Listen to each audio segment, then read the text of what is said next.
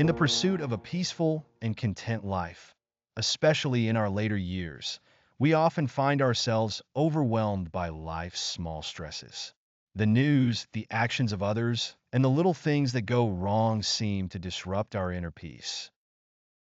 However, there is a powerful tool that can help us remain calm and collected in the face of life's inevitable challenges. This tool is called non-reaction, and it is a central teaching in Buddhism that can transform our lives. Non-reaction might sound simple, but it is a practice that can radically change how we experience the world. It means not reacting impulsively to the words or actions of others. It means choosing not to allow external circumstances to dictate our emotional state. Today, we will explore how this principle of non-reaction can lead to greater peace, both within ourselves and in our relationships. The nature of non-reaction. When we react to something, whether it's a sharp comment, a disagreement, or an unfortunate situation, we are essentially giving away control of our emotions. We allow the external world to dictate how we feel. This reaction often leads to stress, anger, and frustration, which over time can take a toll on our mental and physical well-being. In Buddhism, the concept of non-reaction is rooted in the understanding that our peace comes from within. External events are transient, but our inner peace is within our control. By choosing not to react, we can create a buffer between ourselves and the chaos of the world. This doesn't mean we become passive or indifferent to the world around us. Rather, it means we remain grounded and calm, no matter what happens. A story of transformation. The tale of Taro and Hanako. To understand how non-reaction works in practice, let me share the story of an elderly couple, Taro and Hanako, who lived in a small town. They were kind-hearted and gentle, but they had a neighbor, Kesa, with whom they often clashed. Kesa was known for her sharp temper and perfectionist ways. She couldn't tolerate even the smallest inconvenience, and her interactions with Taro and Hanako were often tense. One day, Kesa noticed that flowers from Taro's garden had grown over the fence and were spilling into her yard. She became furious and immediately confronted Taro. "Your flowers are invading my space," she shouted. Taro, though irritated, did not react impulsively. Instead, he quickly apologized, though inwardly he felt frustrated. Why does she always have to pick on the smallest things, he thought. That evening, he complained to Hanako about Kesa's behavior, but Hanako, with her calm wisdom, responded gently. That's just Kesa's nature. We cannot change her, but we can change how we respond. Hanako's words stuck with Taro. The next morning, as he was tending his garden, Kesa passed by again and, once more, criticized him. But this time, Taro took a deep breath, smiled, and simply said, "Good morning." Kesa, taken aback by his calm response, walked away without further words. Over the next few weeks, Taro began practicing non-reaction. Whenever Kesa made an angry comment, he would remain calm and not retaliate. To his surprise, Kesa's behavior began to change. One day, when Taro greeted her, she replied with a quiet, "Good morning," instead of her usual harsh silence. This small change marked the beginning of a shift in their relationship. The Buddhist wisdom of non-reaction. In Buddhism, the concept of non-reaction is not about ignoring or suppressing feelings. It's about choosing not to react in ways that harm our peace of mind.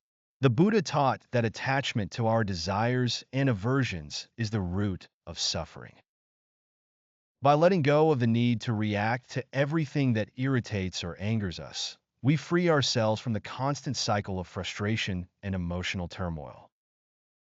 The term hami in Buddhism refers to the practice of letting go of attachments and allowing our emotions to pass freely without holding on to them. When we practice non-reaction, we allow ourselves to experience life without being controlled by it. We can observe events without letting them disturb our inner calm. This wisdom is not only beneficial for our own peace of mind, but can also positively affect those around us. As Taro's relationship with Kesa illustrates, by choosing not to react negatively, we can create a ripple effect that softens even the hardest hearts. The ripple effect, how non-reaction transforms relationships.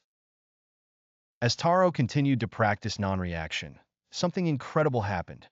Case's attitude toward him began to change. One day, she approached him while he was working in his garden and remarked, "Your flowers are looking lovely." This simple compliment was a stark contrast to the harsh words she had once spoken. Taro, surprised but pleased, thanked her. Slowly, their interactions shifted from contentious to peaceful. In the weeks that followed, Kesa began spending more time in her garden, something she hadn't done in years. She had been a perfectionist her whole life, but after witnessing Taro's calmness and patience, she began to reflect on her own behavior.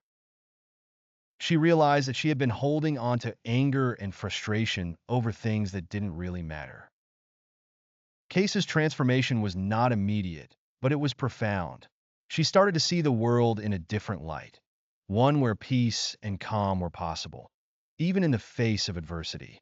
By practicing non-reaction, Taro and Hanako had unknowingly helped Kesa face her own emotional turmoil.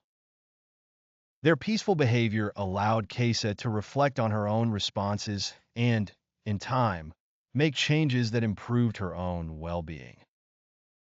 The power of non-reaction in daily life. Non-reaction can be practiced in small ways every day. When someone cuts us off in traffic, we can choose not to honk or shout. When someone makes a rude comment, we can choose not to take it personally.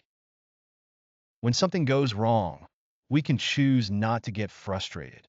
In every situation, we have the power to choose our response or lack thereof. The practice of non-reaction doesn't mean we suppress our emotions or ignore the world around us. It means we learn to observe, accept, and move through life with a sense of peace.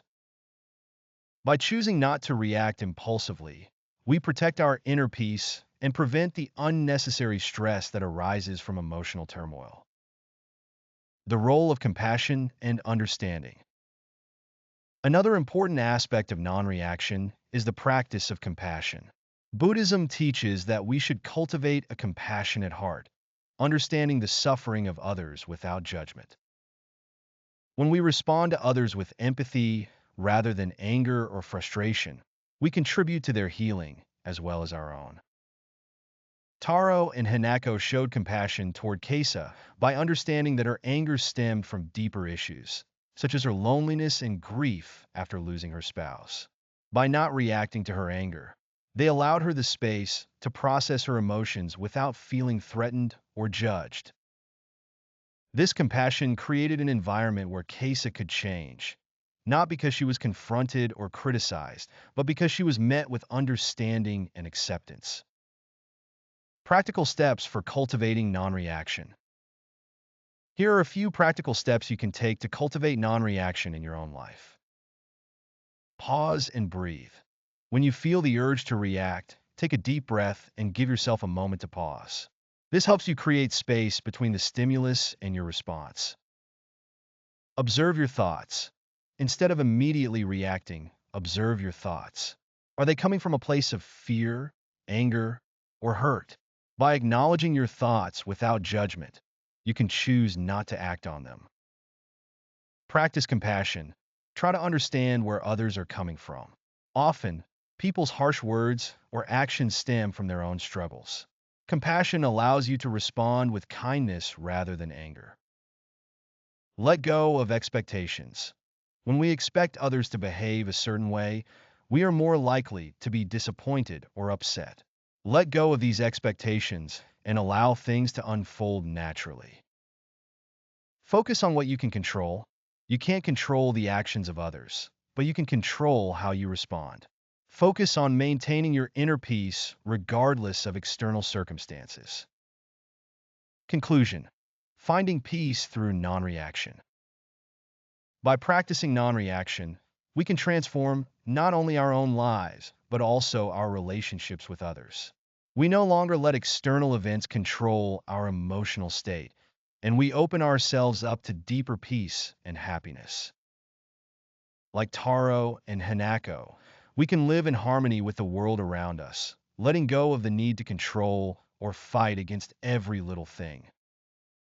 Non-reaction is a powerful tool for finding peace in our lives and improving our relationships. It allows us to be more present, more compassionate, and more at peace with ourselves.